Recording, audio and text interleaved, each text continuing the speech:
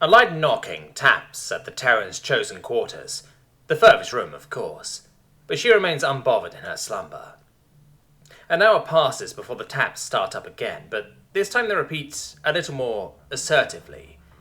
Terran dreams of military academy crushes continue undisturbed.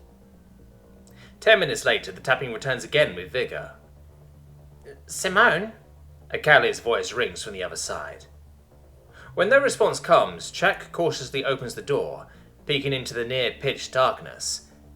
Listening intently, she can't hear a voice, but rather a menacing soft growl, repeatedly calling out. "So she is mad at me."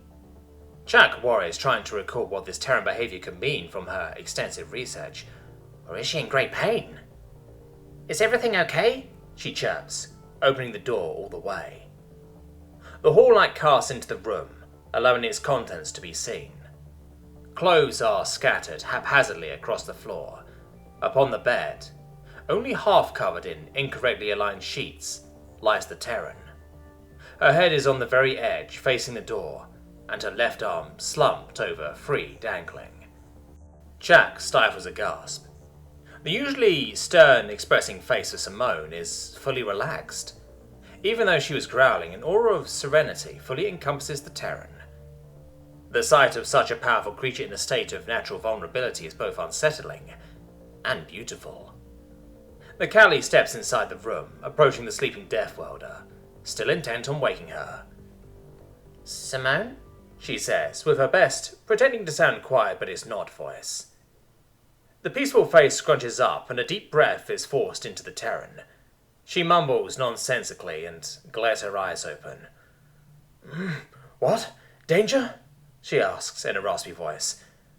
"Oh no danger, but according to my research, adult Terrans only sleep for a duration of 4 to 8 hours. It's been 16, Chuck informs. Hurt.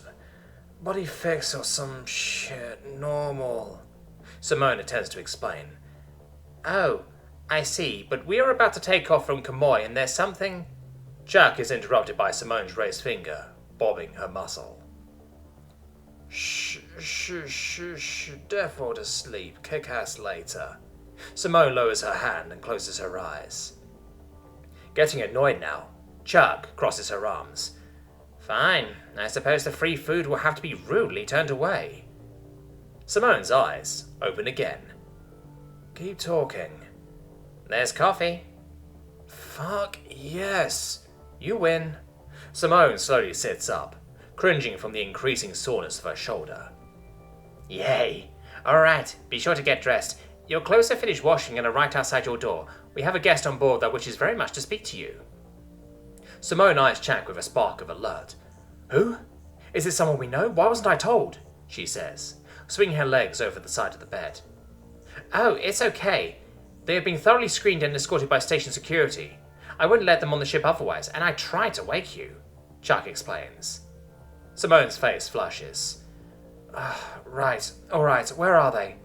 Simone awkwardly stands and stiffly walks to the door before trying to slowly lower herself to pick up the bundle of clothes. Pain shoots through her core and shoulder. She grunts in great discomfort, erecting herself back up. "Fuck. Hey, Bo Peep, would you mind throwing my clothes on the bed?" "Oh, yes, of course." Chuck hurries to the task. Simone plants her ass back on the bed and is able to pull up her trousers with some difficulty. She looks at her shirt, dreading the experience of wrestling that on. If the person here is non-Terran, then perhaps she wouldn't have to worry about putting it on at all. Different alien standards of modesty and all that. But then again, her chewed-up body might be less of a gun show and more of a horror show to the poor individual. "Fuck, hey, could you do me another solid?" Simone asks, looking up to Chuck, who is already staring intently. "Anything," the Callie says simply, yet a little intensely. With my arm this fucked up, I don't think I can put my shirt on by myself. You okay?" Chuck's eyes flash red. "Ow, yes, I'm just, she stammers. "Scar's too much for you, huh? That's fine. It'll take a hot minute, but I may be able to wrestle it on." "Oh, no, of course I'll help," Chuck assures, snatching the grey shirt from the bed and fumbling with it. "If you're sure, but if you faint from nausea, don't blame it on me." Simone grabs a pillow, placing it under her right arm, then slowly removes the belting for her arm sling. "I never do such a thing," Chuck says softly, bringing the correct shirt sleeve to the hand of the injured arm. The Callie, with hyper-focus, gently rolls the shirt up the arm, being sure to take extra care around the shoulder joint. "Just making sure. You seemed pretty disturbed seeing him last time," Simone clarifies. "I wasn't disturbed, Simone. I was sad. Tilt your head down, please." Chuck fits the neckline over the Terran's head and pulls it down. Well, no reason to be sad about it. In fact, I see them as a good thing." "Oh, you think they're cool, right?" Chuck chuckles before presenting the left sleeve for Simone to push her hand up through.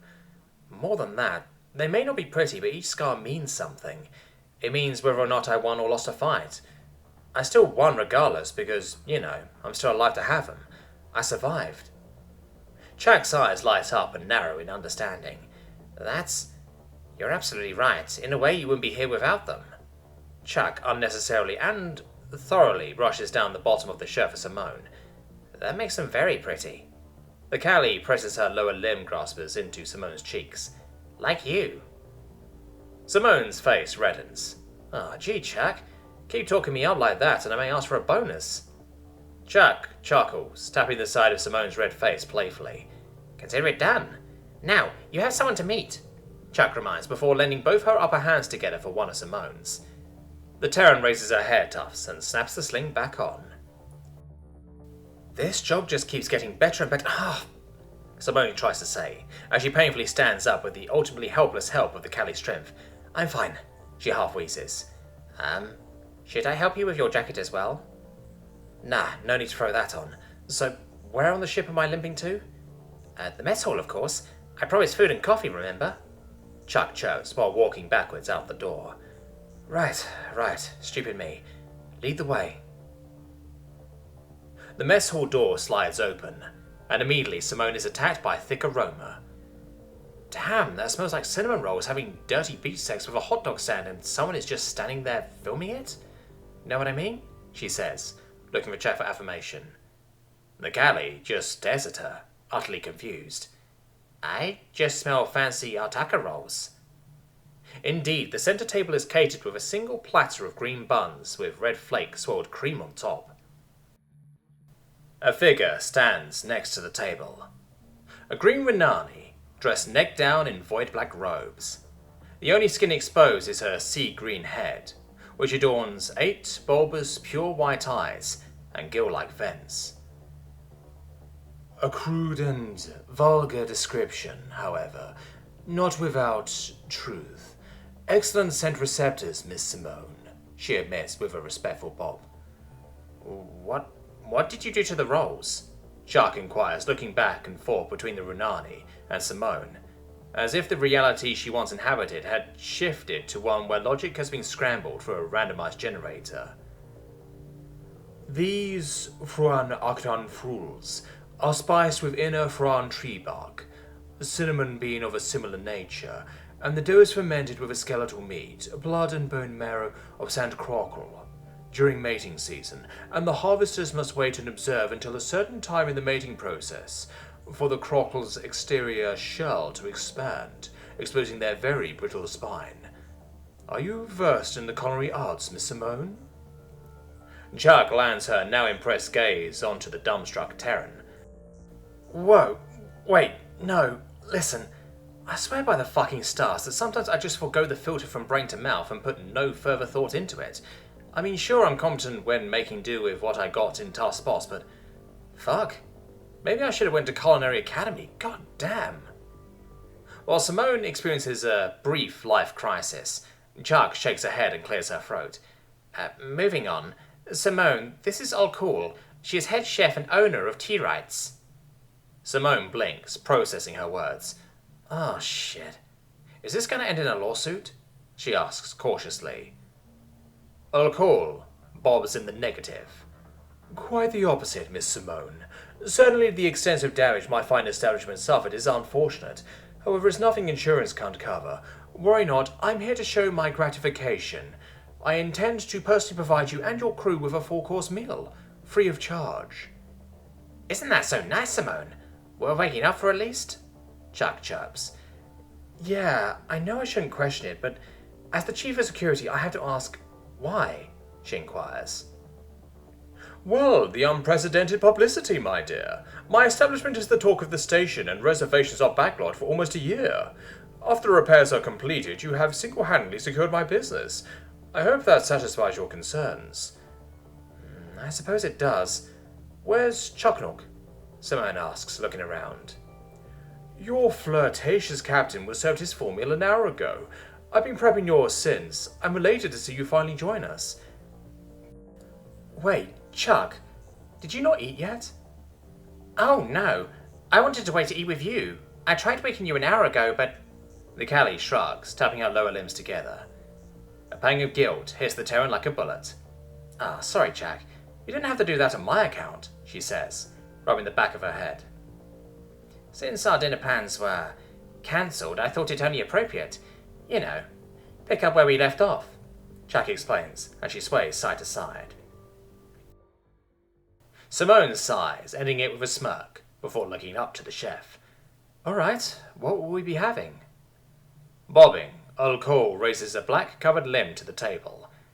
Please sit. Rest assured your meals have been catered to your species to the letter. No gut pains tolerated and guaranteed. I believe you're already familiar with the appetizer. Wasting no more time with a grunt, Simone falls into a padded chair. The Terran immediately takes a roll, popping the whole thing in her mouth. As she chews, the Callie probably sits across from her. Fuck, Jack, you gotta have some, Simone says with a still partially full mouth. Oh, wait, can you? Grain-based dough is a little rough for my people. Is this... Chuck points to the rolls, looking up to the chef. The dough is indeed free of grains. As I've said, I've made the preparations with the utmost consideration. Before I return to your ship's kitchen, do either of you require a beverage? I personally recommend the freshly squeezed Sunfire fruit juice. Oh, I would love to try that, Chuck enthusiastically chirps as she daintily picks up a roll for herself. Just coffee for me, Simone informs. The white eyes of the chef expand in unison. Interesting. Very well, I'll be but a moment, Urkel dismisses, as she drifts away towards the kitchen. Chuck looks over the roll in her hand, admiring it. Then she opens her mouth, exposing her black, chitinous, canine-like chompers. Taking a humble bite, her eyes practically sparkle. She savours it and swallows before speaking. Oh my. I can't say I taste the, filming, but I certainly see why the prices are what they are. I guess, but still, something costing that much for such a fleeting experience? I don't know, Simone says while popping another. The two polish the plate quickly, but not quickly enough for the chef to return with two beverages on the serving tray. Allowing each to take their drinks, she swiftly takes the empty platter and replaces it with a new one from under her robes. Please enjoy your drinks, and these accompanying sweet flash-frozen cold dewdrops. Jack's eyes widen. Oh, cold dew, that's my favourite delicacy from my homeworld. Thank you, she squeaks. With a bob, the chef looks to Simone, who brings lips to the steaming hot brown liquid. Taking in a heavy sip, Simone narrows her eyes. Her gaze zips to the overlooking chef. Coffee's not supposed to taste this good, she says plainly. Well, technically I'm not legally allowed to serve concentrated caffeine, so this is my first venture brewing Terran coffee, and I relish a chance to prove my craft. As a professional, I'd be more than happy to remedy any misgivings you have. Simone defensively pulls the drink away a little. No, it's fine, it's good, just unexpected. Thank you. After the chef leaves, Simone leans forward towards Chuck slightly. Did she just admit to breaking the law to pour me a cup? I like her. The Terran smirks, taking another sip. Chuck giggles, taking a frozen dewdrop. You must try one of these, Simone. They are a real treat, even in my world. Really? Even for someone of your status? Simone casually says before indulging. Chuck's spirit drops, putting a dewdrop back down. If you're mad at me, that's okay. I didn't provide the scope of the job I offered you. I was just happy to acquire someone like you so quickly. I'm truly so... Chuck, I'm not mad. I'm not pretending not to be. Alright? Like I said, it's not like you were hiding it very well. This Jew shit is the bomb, by the way. I suppose I expected once you got the full picture, things would change for you. Are you not at all tempted by my bounty? A little hurt by the insinuation, Simone leans back in her chair. Credits can't fix my problems, Jack. Well, maybe a few in the short term if I'm being honest, but that's neither here nor there. Just rest assured I'm not planning to kill you in your sleep. Oh, Simone, I apologise. I know you're not. It was a foolish thing to ask. I'm just surprised by your dismissal of it all. What? That you're a princess? Should I be addressing you as such? No. I would greatly prefer that you do not. Then I don't see what the problem is. The job parameters haven't changed and I still get to bug you by calling you Bo Peep, Simone states with a wink. You would do that regardless, Jack counters before taking a slow sip of her sunfire. You bet I would, Simone agrees. The rest of the courses come and go with mostly positive receptions. Simone is mildly perturbed by the dessert, however. Large cream-stuffed roach-like creatures toasted to perfection.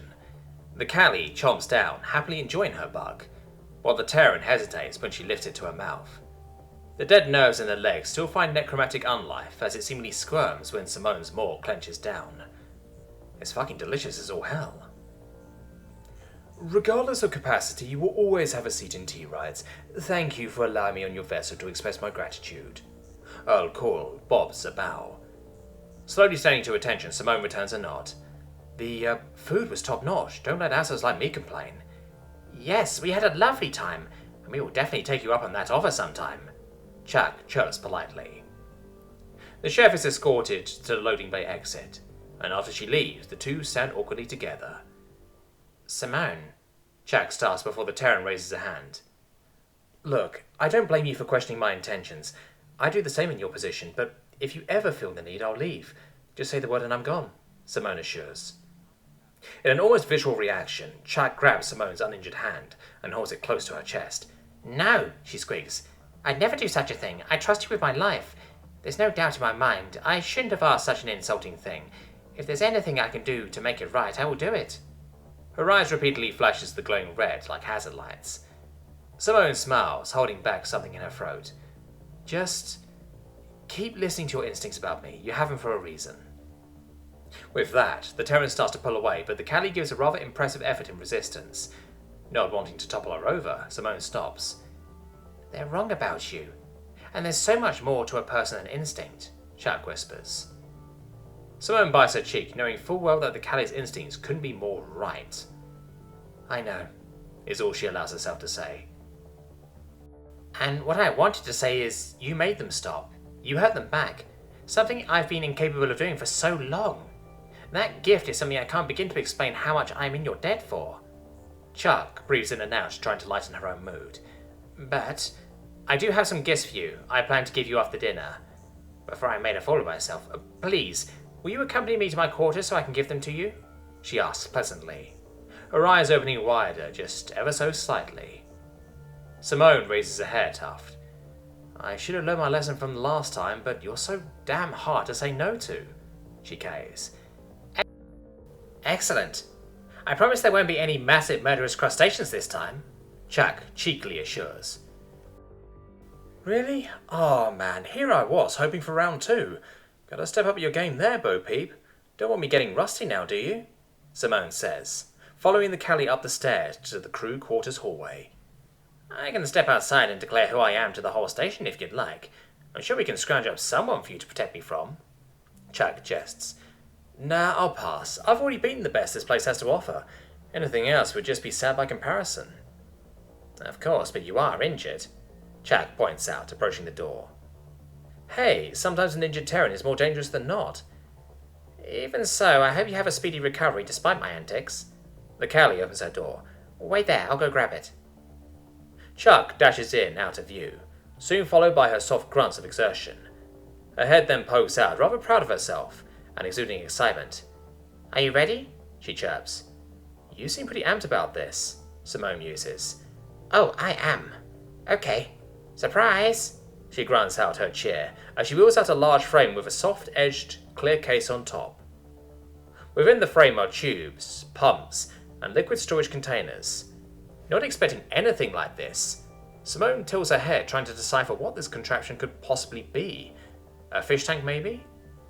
What do you think? The the Callie asks while bouncing in anticipation. Sorry, I need a little help here. What is it? Simone inquires as she walks around confused. Undeterred from her own hype, Chuck clasps all her appendages together. It's a fully automated personal algae farm, she announces. Simone freezes in place, eyes wide open upon the realization. For a solid 30 seconds, she just takes in the gift in a whole new light. You got me this just because I said... The words escape her as breath catches. The Terran reaches out, smudging her skin oil on the polished surface. Oh, your face is scrunched.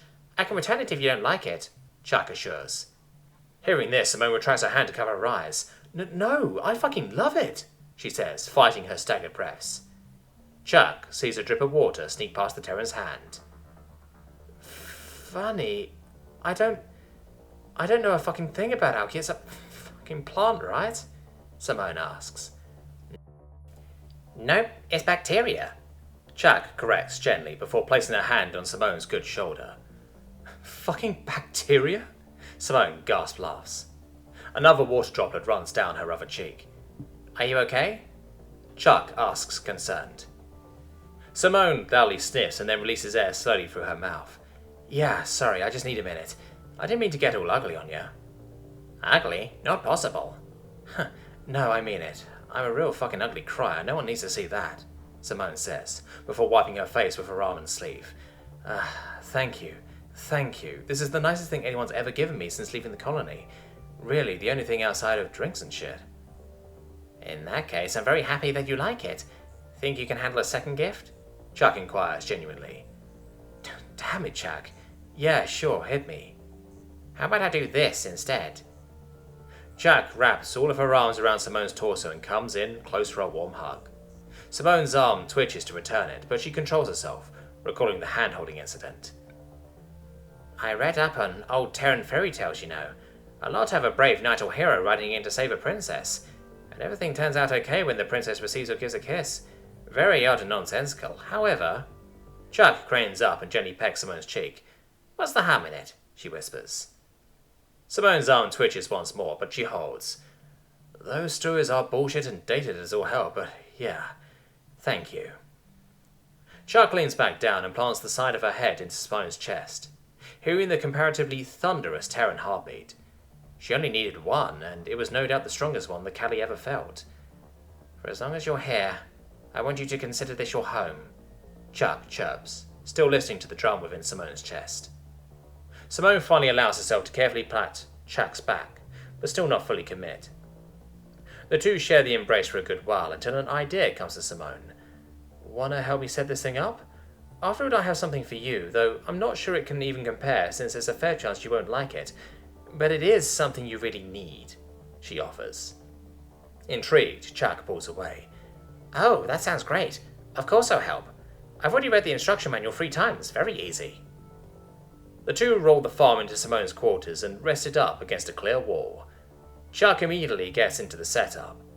Meanwhile, Simone makes her way to the desk and picks up the pulse rifle from the carving counter. See? Easy. Now all you have to do is watch and let it grow. She turns around to see Simone holding the rifle out to her. Surprised, she takes it and awkwardly holds it. Oh, thanks, but I'm not a good shot. I don't know how to use it well at all, actually. Exactly. This is the best gift I can give you. I'm bound to get hurt again in the future, and if I'm not at my best, then you should know how to defend yourself.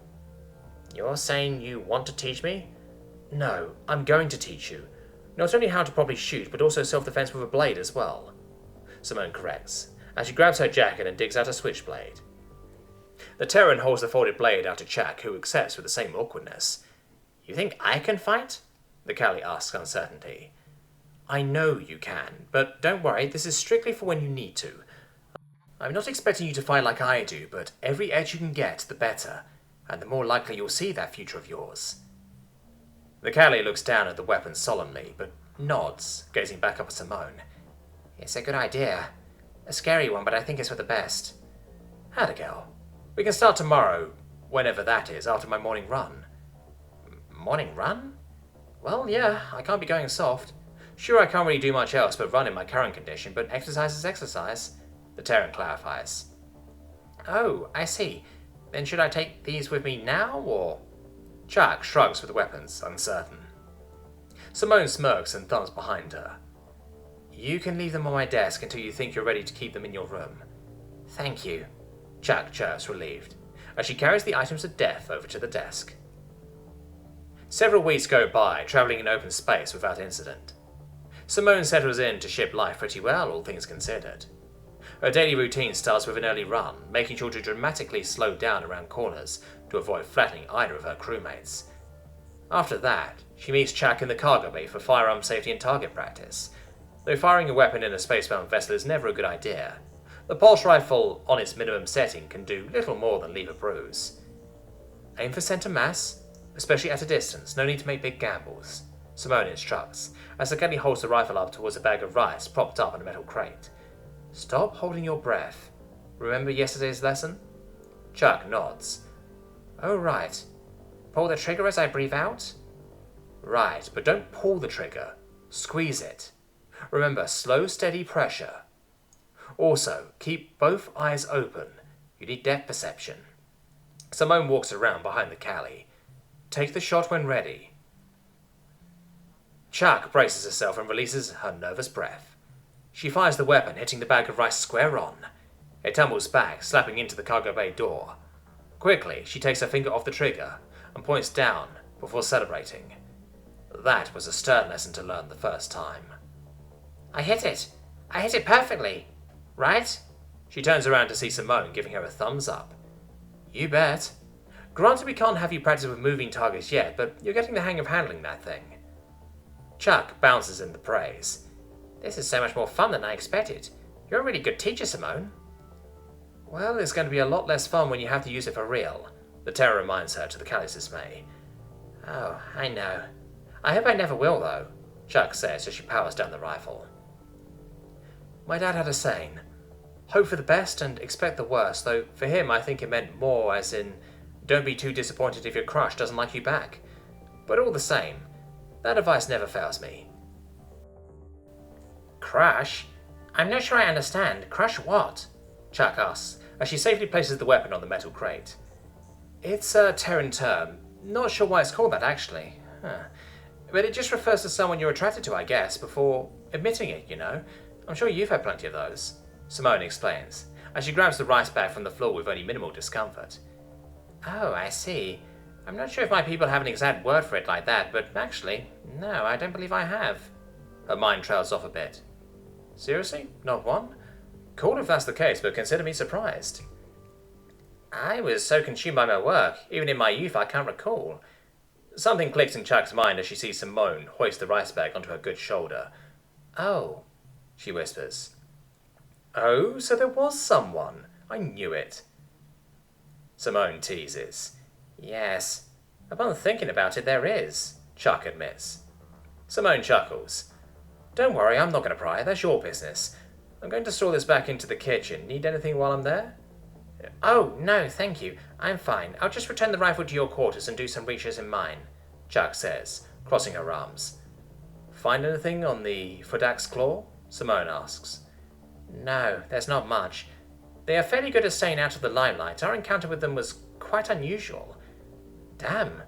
Well, if anything pops up, let me know. The Terran dismisses before turning towards the double doors to the walkway. Of course. Jack does as she says, but she lingers in the Terran's room for a moment in thought. Her mind swells in consideration and cautious trepidation. Her instincts have blunted since spending so much time with the Terran, but she would be lying to herself if she considered them unnoticeable in the back of her mind.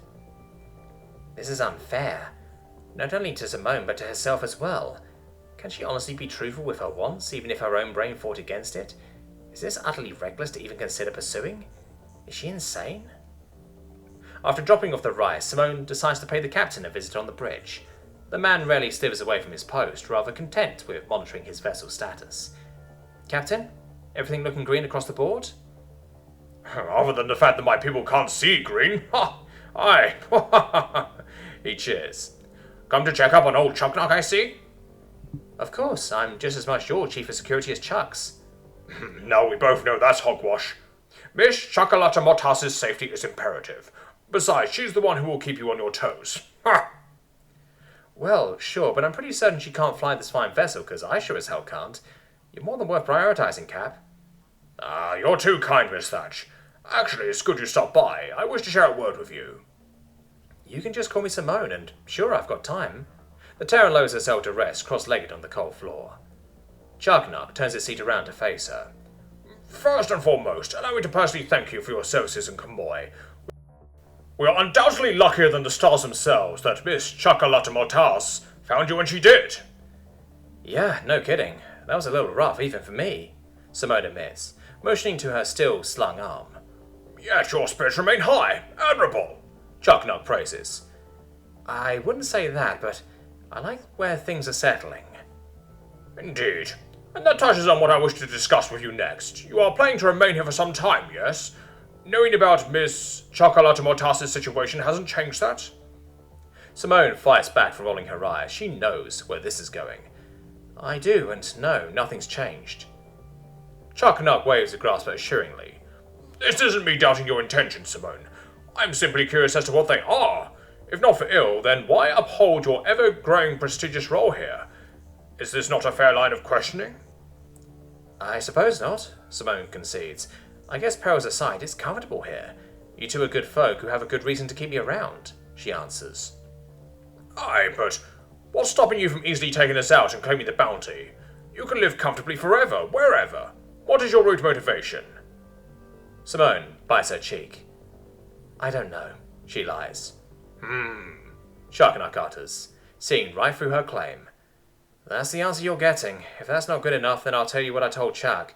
When you no longer want me on board, I'll go. No questions asked. I never met you. Charknock scratches onto his chin thoughtfully. Perhaps when you're ready, you'll tell us what dark shadow weighs you down. I see it. That is something that will catch up to you, for good or ill. Simone stares at him with reinforced eyes. Nah, I doubt it, she counters, standing back up. It's then a blinking light pops up on the captain's interface behind him. Simone narrows her eyes and points to it. Is, that important? She asks. Charknock turns his seat back around and garbles in surprise. That's a direct message to me. But only someone of the Queen's family even has the emergency address codes. Could someone have found the codes and are using them to trace us? Simone asks. Not very likely. In order to send the message, they would need a voice command, or else the codes purge themselves. They are also purged upon death. As for tracking us, no, not unless we accept it. However, I can copy the message and upload it to a blank datapad for review. Done. The captain pulls out a dispensed datapad from the side of his seat and holds it up for both of them to see. The video is slightly distorted and the audio warbles from static, but it's coherent. A male Cali stands in view, bundled in thick winter garb. He pulls off a pair of black goggles to better reveal his face. Chuck, my dear sister, if this message finds you, and if you are truly still alive, then bless the stars. I heard of what happened, and my research facility here was attacked. I was shot and left to freeze to death, but still kicking. They all left and sabotaged the facility's systems, but I have the heat partially running again, and they didn't touch the food stores. I've only just managed to cobble together this transponder, and the weather looks clear enough to send a message through. I'm sending you my location, coordinates.